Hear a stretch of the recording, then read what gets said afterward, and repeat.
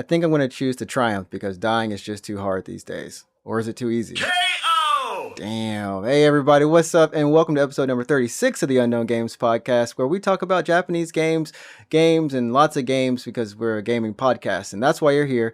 And the lovely voice that you're listening to, of course, is your host, Adrian. And I'm always joined by the awesome, super cool, magnificent, recently crowned the best Twitch person on Twitch outside of Ninja, who's no longer on Twitch, Alex.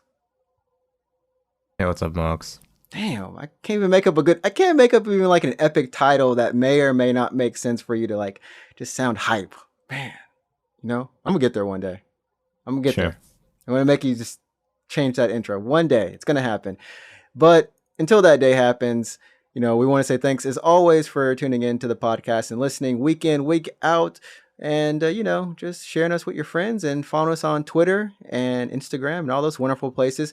We've been taking a small break on those SNS networks this week or last week and maybe a little bit this week too. But, you know, just getting our thoughts and settling into situations and things, you know. But we're here for the games right now, and we're going to talk to you about what we've been playing, along with, I think, just a rumor. Let's face it, we're going to keep it short as always, because not much is happening this time of year in the games industries.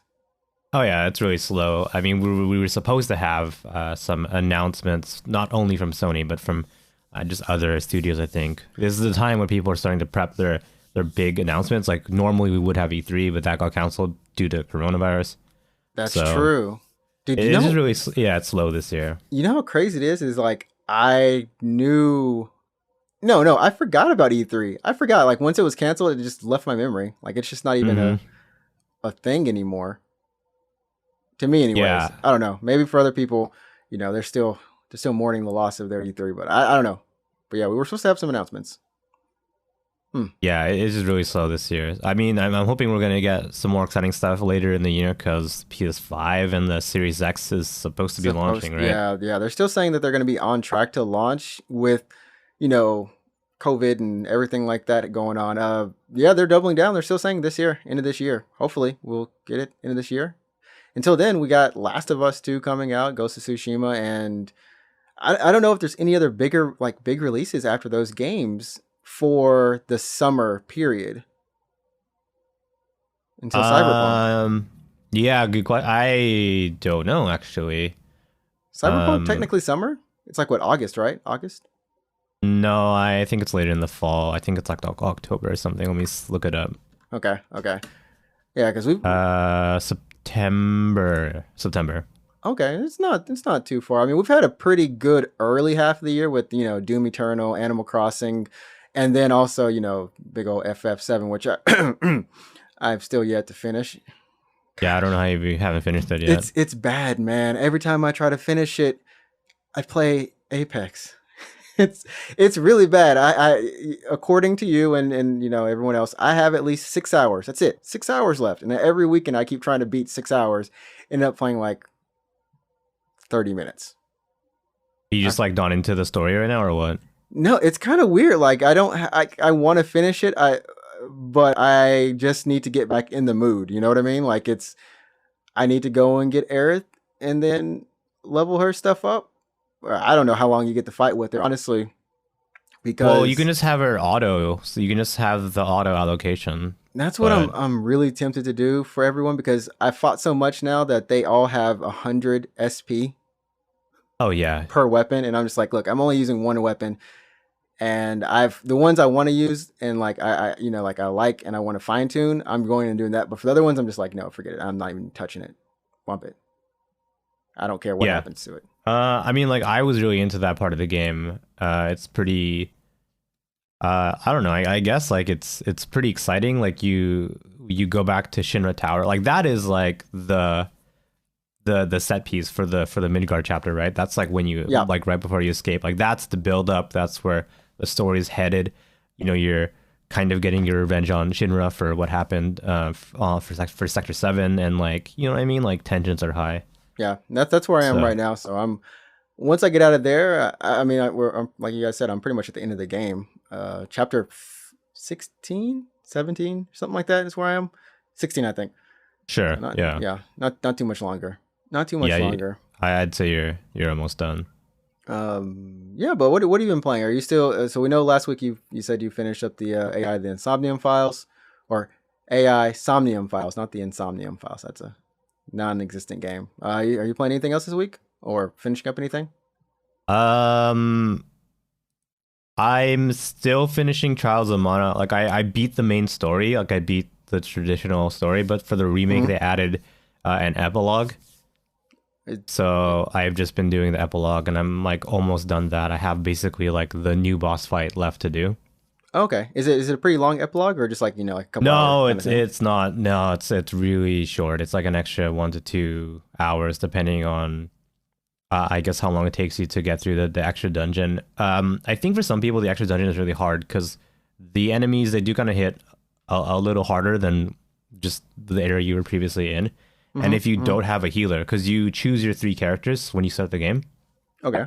So you can not have a healer. There's a high chance you don't have a healer.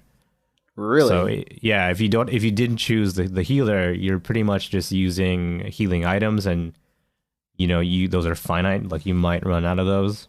Okay. Or I mean, are you finding it fun, or I mean, compared to the base game? And like, actually, I don't think we ever heard, but like, how do you find the actual Trials of Mana? Did you enjoy playing it, or was it a grind? Like how did it kind of go, leaving impressions on you?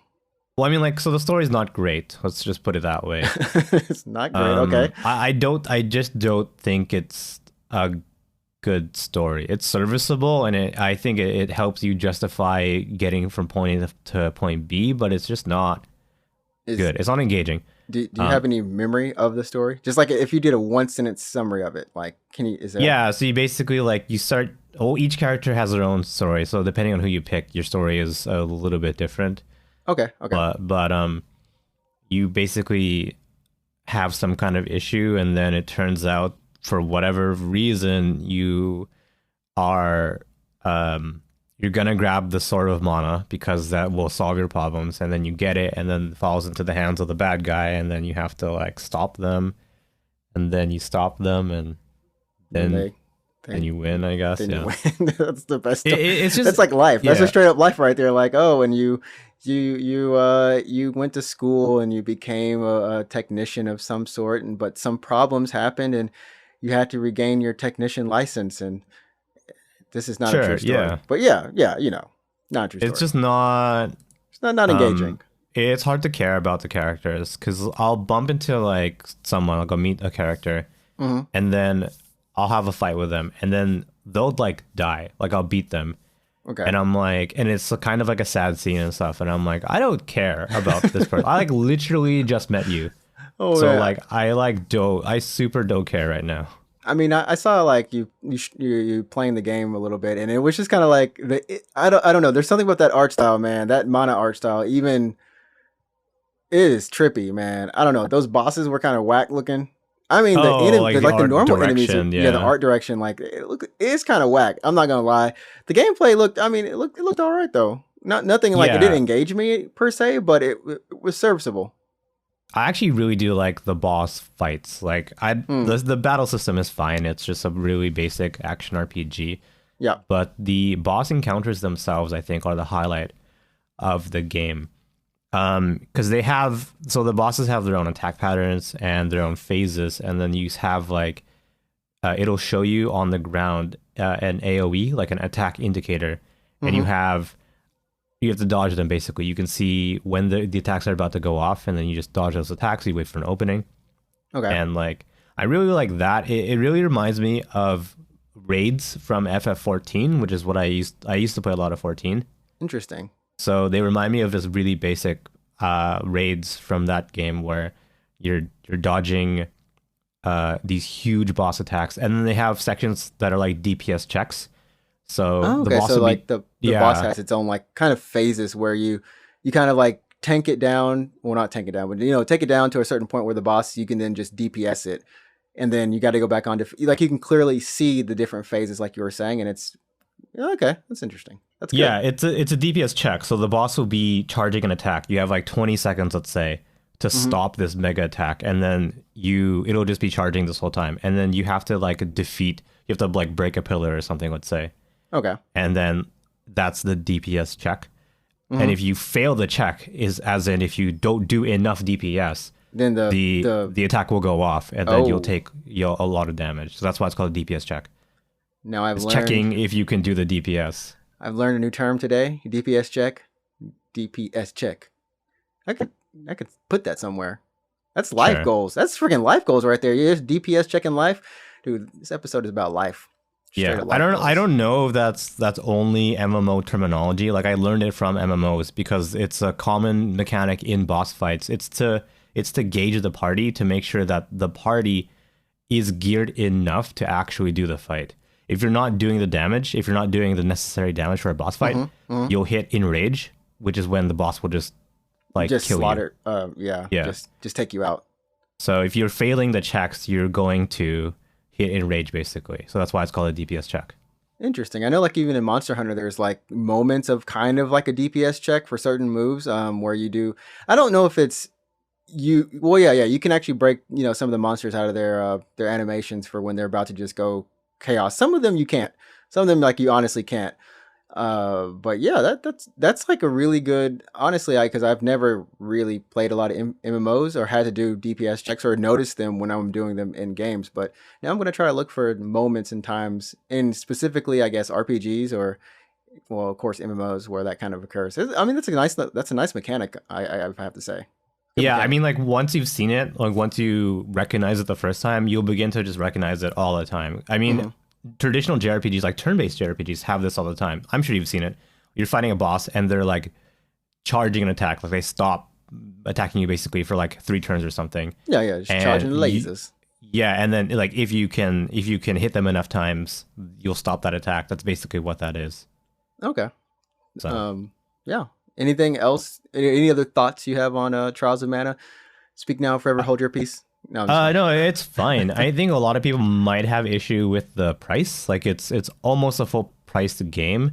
If you only do one playthrough, including the epilogue, it's like 30 hours, which is kind of short. Kind of short. Yeah, it's a little bit on the shorter end for MMOs. Not MMOs, but RPGs. RPGs. So it's on, I guess, all systems, but because it's a remake though, right? Like it's a 1-to-1 remake of the original.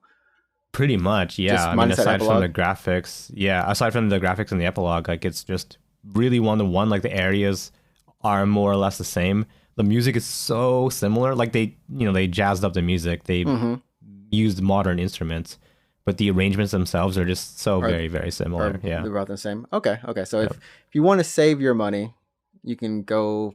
I wait for a sale I would just wait for a sale. Yeah, I wait for a sale. Okay. Well, that sounds like it's either way. It sounds like if you do catch it on sale, you'll have like a decent experience, and you can kind of blow through it, 30 hours, and especially if you don't care about the story, you can skip all the cutscenes. Pluses, I guess. I mean, I guess, yeah. I mean, you could probably just like read a wiki or something and just get the story that way.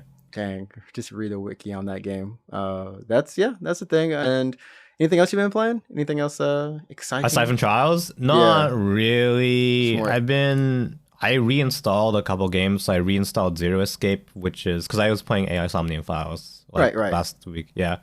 So I wanted to check out his older games, so I reinstalled Zero Escape. Okay. Play that a little bit. I have no idea why, but I reinstalled Tales of Berseria last night. I thought you... I don't know either. You're just jazzing for new Tales. Well, I do want to play Arise, but I also remember that I didn't do the end game stuff for Berseria. Like, speaking of end game stuff for Trials, like I didn't do the end game stuff for Berseria. Okay. So I reinstalled Berseria. And then I just dropped in, loaded my save file, and then I was like, how do you play this game again? How do you play? It's like, how does this work? How does this game work? Like, what are my abilities? Like, who are these people? Like, I have no idea how to do the battles anymore. So I had to yeah. It's crazy how like our minds process things, or how much of something we remember, even though we spent hundreds, like maybe 100 hours in a world, like our muscle memories just reset everything. Like I'm playing Apex, but then I'm also playing Valorant, and then that's fine. But then when I started playing Borderlands 3 a couple weeks ago with a friend, I'm like, how do I navigate? Like, I don't even, like, the controls just are messed up in my mind. I want to slide where I'm thinking Apex controls, but it's not Apex controls. And that kind of happens to me too. Yeah. It kind of messes me up when I played a little bit of Titanfall too, actually, after playing Apex, because Apex has a rhythm where you run and you wait a tiny bit and then you slide and then you jump and then you wait a tiny bit and then you slide and then you go faster that way. Yeah. But in Titanfall, you can just slide, hop. You like hit the ground, and for the split second you hit the ground, you jump again, and then you can slide, and you just do that repeatedly. It's like slide, jump, slide, jump. When you slide hop in Titanfall, you don't hold W, forward. You don't hold forward. You literally just jump because your momentum from your first slide. You just keep it going, and then you just keep crouch jump. Whoa. You don't hold W when you slide jump in Titanfall, but in Apex, most people would be holding forward. You just keep holding forward. So I'm like, I have to like, my brain is just like, okay, you're playing Titanfall right now. And then I have to like, Okay, I wonder like if we were, okay, say we were like 20 years younger or something, like, I don't know, we were back in our teens, like, would our brains adjust faster, I wonder? I don't know. I mean, it takes me like a second to be like, okay, don't hold W or whatever, and then I'll be fine. But okay, yeah. You've got a faster brain. Good. Adapting brain. You got an adaptive brain. Yeah, I mean, it's kind of like riding a bike, I think. To this day, I still don't understand. Some people just can't ride a bike. And if you're one of those people listening and you don't know how to ride a bike, you're not missing out on much. It's just, you're riding a bike. I don't know. You can ride a bike, right? I can ride a bike. Yeah. Okay. This week's episode is titled, "You Can Ride a Bike," right? Yeah. Okay, good. I can. Checking. But when I came back to Japan, I wasn't sure, because we take bicycles here. We'll we'll ride them around, and I hadn't rode a bike in like 20-something years. I'm sitting here like, I'm the same way. I'm the same way, to be honest. So I was I stopped riding a bike for a long time when I became an adult back home. Yeah. And I came back to Japan, and like Japan has a type of bike called a mamachari. Oh yeah, that mamachari. Like I don't know what you call it, like a mom bike, basically. Pretty much. It's basically the kind of bike that you would see a mother have. So it has a basket in the front, and then like I guess space for stuff on the back, or a child, which is not illegal in this country for some weird reason, but on the front. I've seen or both. Yeah. I've seen moms strapped up. I'm like, dang, don't get hit. Don't fall over. God. I don't. Yeah. It scares me. It scares me every time. Yeah. So I'll have a story, anyways. But so I was riding a mamachari, and for some reason the handlebars on a mamachari are bent inwards. They're almost like an old, if you were to think of like a American bike from like the 40s or something. Yeah, like how it's those like old steel bikes. Yeah, it's like horseshoe shaped. So the handlebars are not like straight across; they're bent inwards, basically. Yeah. And I was riding that, and I was like, "This is weird." I don't like. For some reason, turning was weird for some reason. Like it was I wasn't used to having my elbows so far in. Like, you know what I mean? Yeah, you can't do like the kind of dirt bike turn, like where you just put your brakes on and slam them and hit a hard turn, or just like kind of lean to the side and turn as well. Like you really are just. Yeah, my elbows are tucked in like underneath my armpits or whatever, and I'm like, this is bizarre. I don't know how to control this, but it's bizarre. But it's like, you really, when we came back, when I came back to Japan, it's like riding a bike again. Get on the bike. Oh, yeah, it's a bit of a different bike. It's a bit of a different bike. But I've always wanted to try those electric bikes, man. Oh, the ones that have a motor on them. Those automated death machines. Yeah. So for me, like one of the culture shock things, like when I came here the first time, was friggin' like families on a bike, like one mom and two kids on a bicycle. I was like, that blew my mind. I was like, what happens if you get hit by a car? Like in the blink of an eye, your family's dead. Like, and there's like the other thing that cultural shocks me all the time is the fact that kids have helmets on, but adults don't. Like I know. I've never seen an adult with a helmet on. ever, unless they're doing like some type of like professional cycling or something. Like yeah, they just don't wear helmets. They just don't wear helmets. I know. And I'm sitting here, but your kids are wearing the helmets. Why aren't you? I'm confused. Can you imagine like being a working father? You're at work, you're hard at work, you're at your desk or whatever. You get a phone call and it's like, we have bad news. Your family is dead. Like, holy shit! Like, just I mean, yeah, that's we can actually like. It's sad, but it's actually happened. I remember was it 2 years ago? That was actually a case that happened. Was just like, the mom was riding a bike with her daughter, and they were crossing an intersection at the right time, but a car just ran the intersection, hit them, killed the daughter. Ran the red light. Yeah, I think maybe killed both of them, and the daughter was like what, 3 years old or something. It was my God. A huge thing. That's so rough. So I talked to all of the people that I know in Japan that are foreigners. So like anyone who's basically not Japanese, right? Everyone has the same opinion. Everyone that I know is just like, why do people do that? Like, how is that even remotely safe? Like, why would you think that that's fine? No one knows. I'd rather walk with the kids. But then, so like you have that, and then you have the converse of like I don't know, they're what, 3, 4, 5-year-olds just, they walk to school by themselves, and you see them at the crosswalk. Shit makes me nervous every time. And I saw it this weekend, actually. Oh my God. This like 3 or 4-year-old, they, these brothers or friends, one of them, when the crosswalk turned red, he just runs across. And his other friend is like, look, this other friend is like, dude, you ain't supposed to do that. And his friend is paralyzed. Like, if you die, I cannot help you. I don't know what to do. And I'm looking at them both like, oh God, please let that kid go across the street fast. And they just stood there on opposite sides looking, and waited till the light to, to go back green so his friend could cross. But I'm just sitting here like, thank goodness nothing bad happened there. I think like it was last year that actually happened. So there was a bunch of kids waiting at an intersection to cross the street, and then like a driver, not intentionally, but like hit the kids, hit them, and then they died. Like they actually died. Like, man, yeah, it's like it's grim, and. But yeah, that's culture shock. I think that is if you ever visit Japan, you will see like I said, little kids running around that should not, in our nations, or I guess like America, Canada, wherever. Like you won't just see like a 5-year-old running around crossing the street by himself.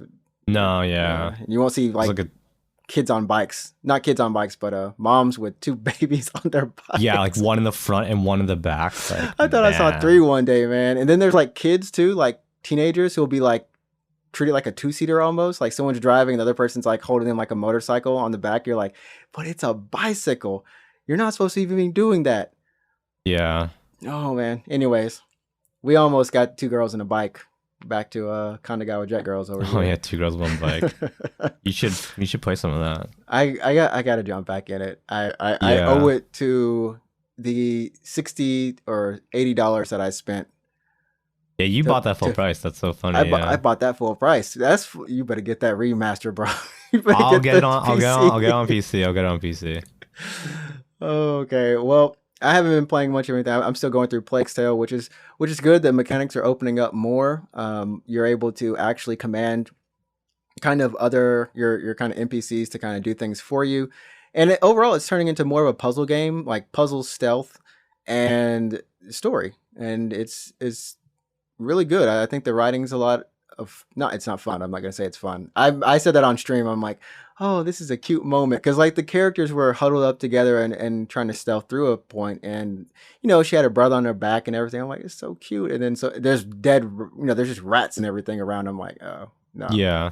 That's okay. Yeah. How long is the game? It's still going, and I think I'm on the 8th I think chapter 8 or 9 or something. But they go by in about each chapter is about an hour or 30 minutes to an hour. So I still haven't looked it up. And I honestly, I keep getting new alchemic tools to use. Okay. I think I have 2 more left before like the kind of weapon wheel fills up. I don't know. I want to say maybe 5, 6, 7 more hours, 2 or 3 more play sessions. I feel like is how much I got left. So it's not. Okay. It can't be too long of a game. Maybe 15 hours at max or something. That sounds kind of long. I wouldn't expect that kind of game to be too long. Yeah, but it's a beautiful game. What are you gonna play after? So right now I'm thinking about Control for sure. Kind of doing Control after that, and still playing Oh, the game Iconoclast. Control. Yeah. Yeah, Sorry. the game Control. It's like, Yeah. yeah, just playing that game. I've been wanting to play that as well. I've been on a real narrative kick in like narrative and platforming games. So it's going to be definitely Control, and then after that for platforming, I'm not sure. I mean, I have Celeste, and I don't want to like bust my brain and just die over and over or something like that. So I might change it up. Yeah. I might just get something easy to play. Yeah, my girlfriend's been playing Celeste actually. I mean, I was kind of watching her play. She was dying a lot, so. Was she at least enjoying it? Do I have hope to look Yeah, forward to? I think so. I mean, it's a pretty interesting game. It has a pretty cool art style. It's the guy that did Towerfall, I think. If you played Towerfall, have you heard of it? Really? No. Yeah. I mean, I've seen Towerfall. I've had a couple friends play Towerfall, and it's like they just kept dying on this last stage forever. Like they're like, it took us like 2 hours to finish one stage at one point, but interesting. Yeah, it's pretty good. It's a Canadian developer, actually. I think he's from Toronto.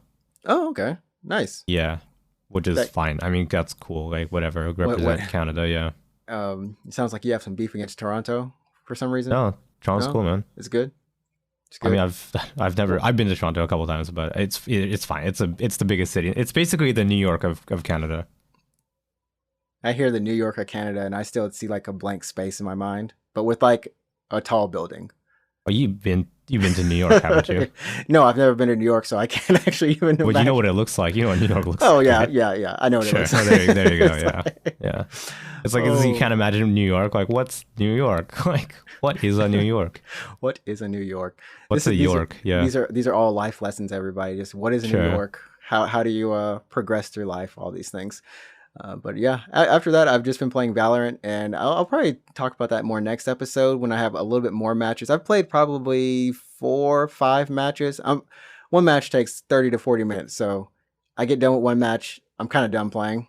But overall, I've been enjoying it, and yeah, I just wish it was a tad shorter. They do have a mode where you can go a lot faster. It's just, I think it's best of 4 rounds, and they just automatically upgrade your weapons.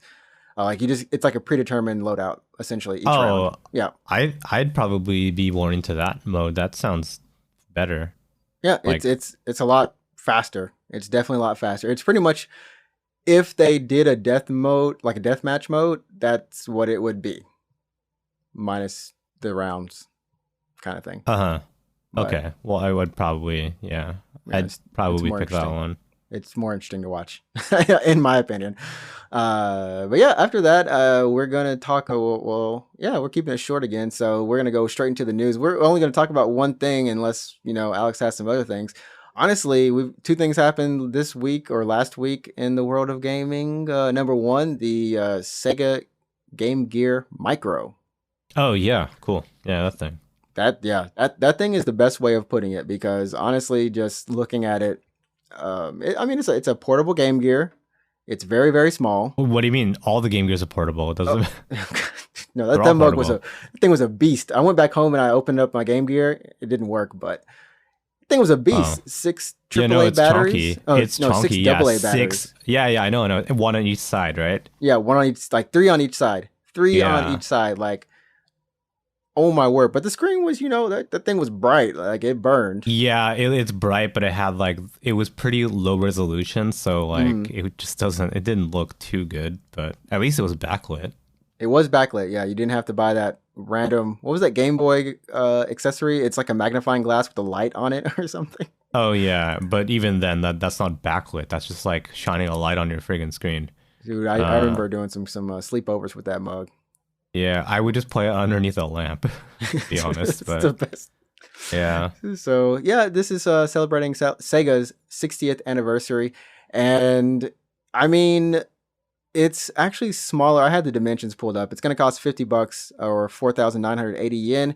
It'll be out per one, though. Per one. That's the key. And it's going to be out in Japan on October 6th. And as Alex said, per one. So there's 4 colors. There's black, blue, yellow, and red, each with 4 games on the system. So like when Nintendo's been releasing these things, it's typically been all the games on the system, Yep.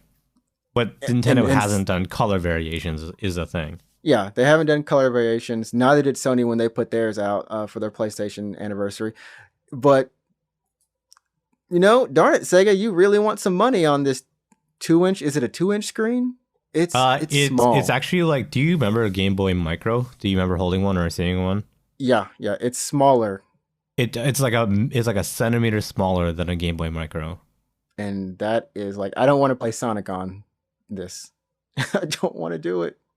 I don't want to do it. I mean, I'll to be honest, like I'll probably get one of them because there's 4 different sets for 4 different colors, and each one is 4 different games. Right. But one of them has a bunch of Shin Megami Tensei games. Yes, the yellow. I think it's the yellow one, or no. The red one has Revelations, the Demon Slayer, Megami Tensei Gaiden, the last Bible special. I think there's another Megami Tensei. Actually, they might both just be on the red one. Yeah, so I want to play those. Like I never played them in English, or I mean, just I never played them. Period. So I want to play those ones. So it's.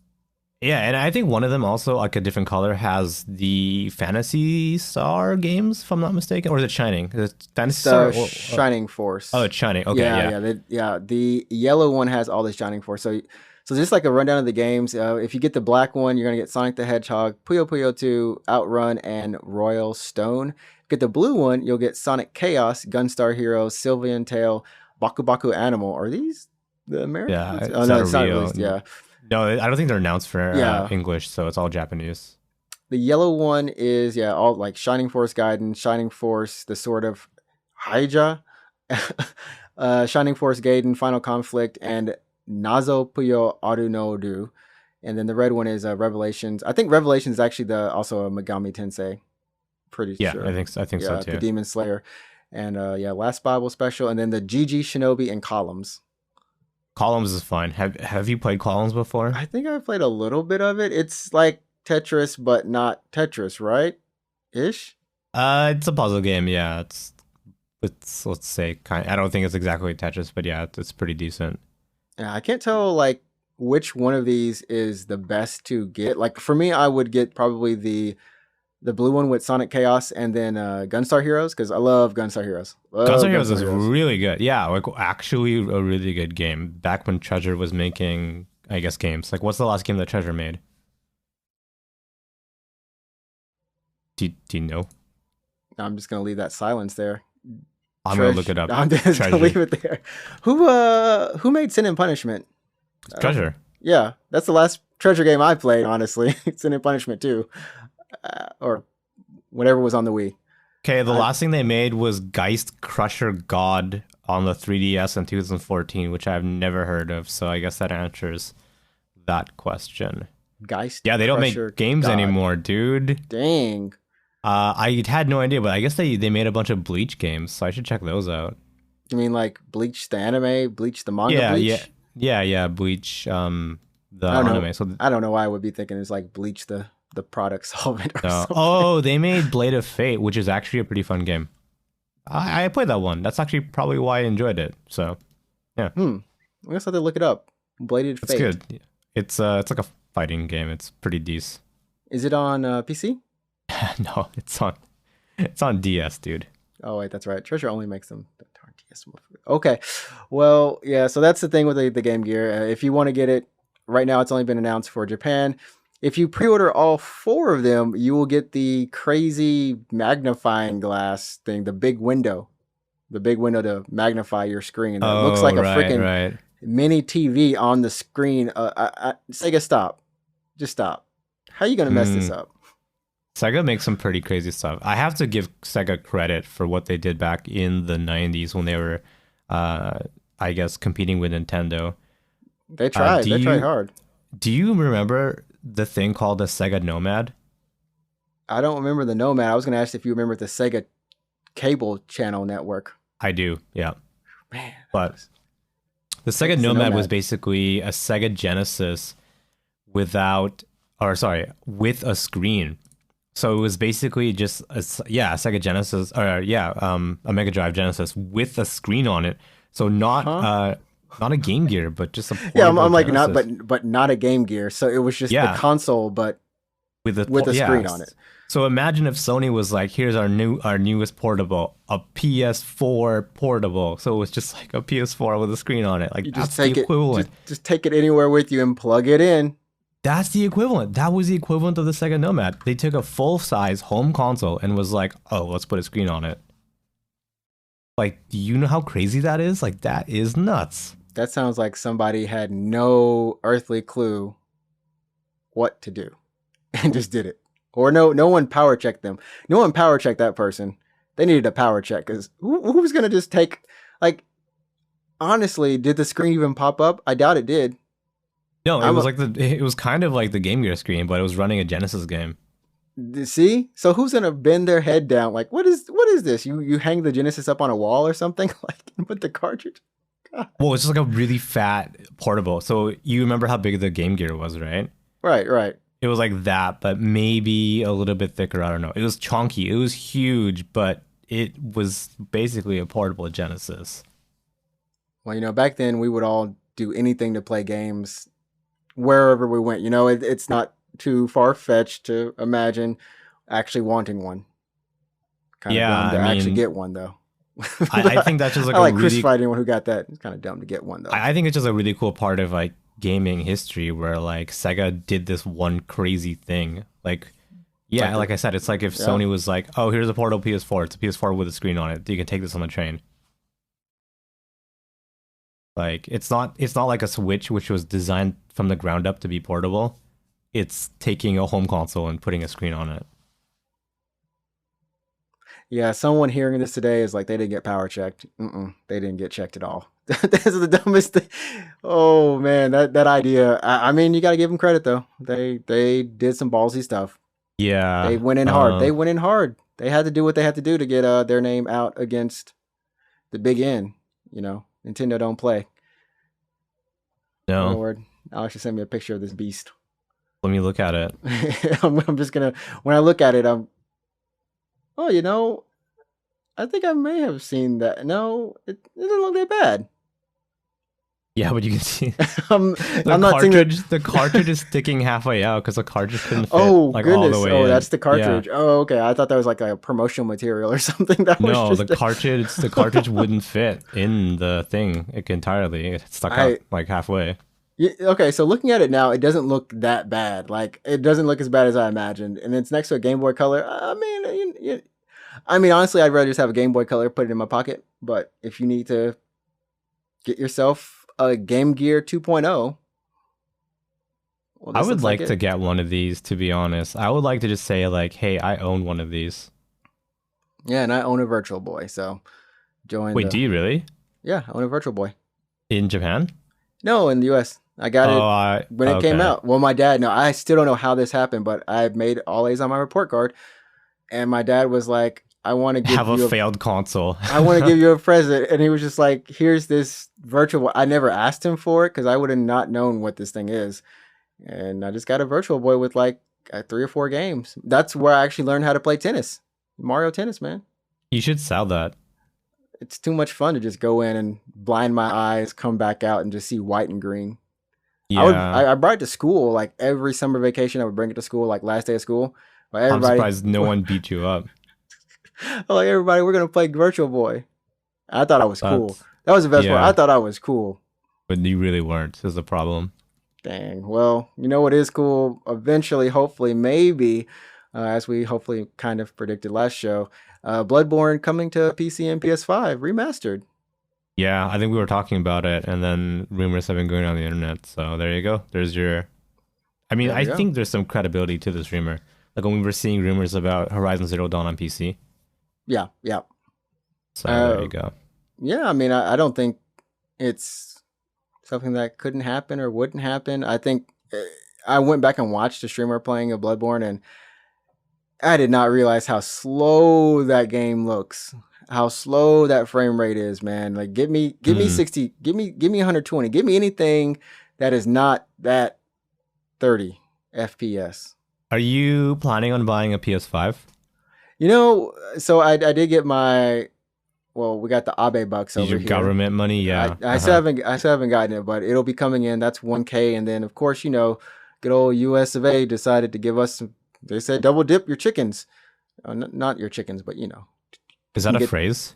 No, I just made that up, but it sounds like it could be a good phrase. Double dip your chickens. No, that sounds very suggestive. Wait, really? Yeah. What about if I say, oh no, if I said double dip your nuggets, then that is very subjective. Yeah. Anyways, sorry. Yeah. Are you gonna get a PS5? I think so. I'm gonna if it's available on launch and it's, you know, at least I can put the money back. It's pretty easy now, or just save $100 a month. By the time it'll be out, you'll have your PS5. Yeah. So what would you get a Bloodborne remastered on? Would you get it on PS5 or would you get it on PC? PC. The reason I say that is because I do not. Well, you know what? If I got a monitor, like an upgraded monitor, 4K and nice, you know, to support the PS5 and everything like that. Dang, that's a good question. And now I'm like, well, then no, I would have to get okay, so my PS5 would be in my living room in that case. So I would need to get a TV, a 4K TV. So I'm getting it on PC. Okay. So you get on PC just because you have a faster refresh rate monitor on there? Yeah. Unless I decide to move my PS5 here into my room. Yeah.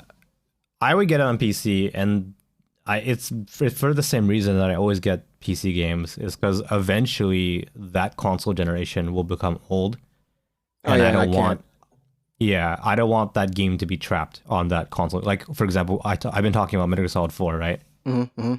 I was like, oh, I don't want to dig up my PS3 to play MGS4, but like, what if it was on PC? I wouldn't have that problem. So that's true. You don't want another. Yeah, you don't want another. I'm trying to think of the other game that we're always talking about, Chrono Cross or something like that, or Xenosaga. You don't want another Xenosaga. We'll never get it again. Yeah, that's perpetually trapped on a PS2 forever. Yeah. Unless somebody answers our prayers, someone listening, or you know, just. I don't think anyone listening to this podcast has the power to make that decision, but just in case. But just in case. Please. Yeah, please. Please. So that's going to do it for us this episode. I think we've got our Go Play Chrono Cross or Chrono Trigger in there. We've got our shout outs for Xenosaga. And yeah, it's always a good episode. Always fun podcasting with Alex over here. And I don't know. It's just been fun. I can't believe we're on 36 episodes. We're almost to 40. Yeah, almost. Like 40 weeks straight. We've been podcasting almost 40 weeks straight. It's insane. You know, when we get to 69, we have to quit. Why do we quit at 69? It's a good number. What if we quit at 169? Let's do 69 and then do season 2. So it stops at 69. It always stop at 69. What if we stop when we make $69 off the podcast? Oh, like quit? I like that idea. Let's do it. Yeah. Everybody, you now have the power to determine how fast we stop this podcast. Yeah. Get like a donation. A donation. Someone's just going to put 69 in there. It's like, yeah. But yeah, you can always find us on Twitter at UGP_cast. Same with the Instagram. You can always check us out on, I was going to say iTunes, but I want to say YouTube. There we go. At Unknown Games Podcast, where we will be playing, I think, Phantom Breaker. Probably we'll have like another episode for where we just play Phantom Breaker, me and Alex. Is there? Yeah, I mean, there's got to be a page or something you can put in the show notes that makes it easier to find all these links. But there is. It's called Stream Links. Wait, hold up. Let me look this up, everybody, because I don't remember honestly. Okay, I'm a horrible. Streamerlinks.com/UGPcast. There you go. It'll be in the show notes. Yeah. It'll be in the show notes. I think I'll clean up the show notes a little bit, so that's just the only link there. Sure. That's no description. That's all it is. It's all it is. It's just that. Okay. Sounds perfectly. Good. Yeah. But yeah, I think that's about it. You have anything you want to say? Any closings? Not really, I guess. Yeah, leave a voice message on Anchor or whatever, and we'll put it in the episode. Yes, that's true. Anchor.fm/UGPcast. You can find us there. You can find that wonderful voice message link. So go ahead, leave it. We want to hear your voices now. And that's it, everyone. We'll see you next week for episode number 36 of the Unknown Games Podcast. And remember, you set the tone. Go play some games. Enjoy what you do. Support what you got to support. Do what you got to do in life. Love, live, play the best game you can ever find. All right. Peace. Peace. Your memes end here.